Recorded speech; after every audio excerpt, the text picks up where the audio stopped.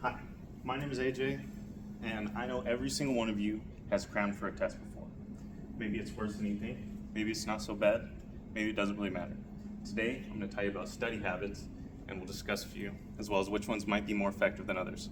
We'll start with test-enhanced learning, followed by elaborative interrogation, and then we'll finish with everyone's favorite, cramming. Test-enhanced learning is defined as the educational practice of using tests not just as assessment tools, but as a means to enhance learning and memory retention. And in a study by Roediger et al., students were placed in two groups. Either they studied the prompts twice, or they studied a prompt once and took a test. Then they took a retest after different time periods. One after 5 minutes, the other after 2 days, and the last one taking a retest after 1 week.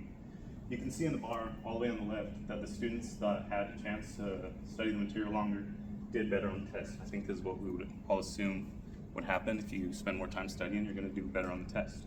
The interesting thing is if you look in the subsequent time periods, the students that had a chance to take tests before the retest outperformed the students that had more time with the material. This is interesting, and it gives us a little insight into some maybe not so common study strategies that'll get you, the information in your head. Overall though, if you look, the amount of information that students lose throughout the time periods is actually pretty big. So this tells us that we need to use more than just one study strategy to be able to retain the information until test day. In a study called Elaborative Interrogation, Facilitated Acquisition of Confusing Facts by McDaniel et al., which I know this is a super confusing name, don't worry, I'll break it down for you. The researchers cued the participants to ask the question, why? And that's pretty much it.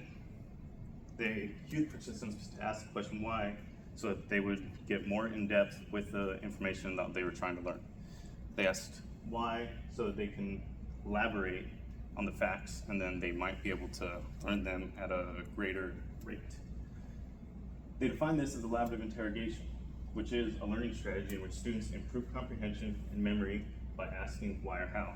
Now, the actual study was a little bit more in depth, and the researchers added a couple more cueing prompts, such as who and when, but overall, the students that had a cue to learn and get more in depth with the knowledge actually performed much better than the students that didn't get any cue at all. I think that this is what your professors would probably tell you, or well, I don't know if your professors are good or not, but they would probably tell you that they'd rather you have the information, be able to apply it to different circumstances, rather than just memorize a bunch of facts and then regurgitate it on a test and mind dump it after a couple days. That being said, with the pace of a semester, stuff stacks itself on top of each other, like midterms or finals, where you have a project due, a test, and a quiz on the same day or in subsequent days, one following another. You might have to do a strategically planned cram session. Bosch and McBride looked at this. Yeah. All right. Bosch and McBride defined cramming as long periods without study, followed by large study sessions prior to assessment. Now, the highlighted portion is interesting because the researchers hypothesized that the students that were crammers would do worse in classes than the students that were quote-unquote ideal. Their hypothesis was incorrect. The students that were crammers got, technically better grades, but overall they were pretty similar. The interesting thing, which is kind of counterintuitive as well, is that the students that were crammers studied an average of 10 more hours than the students that were quote-unquote ideal. So the trade-off with cramming is you may be able to get the same grade as other students that are studying once a week, but you're gonna have to spend more time to achieve that grade. At some point in your career, you're gonna have to choose between multiple study strategies.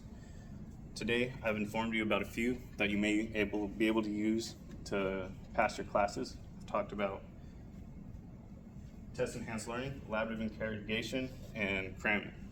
Thank you. Good job.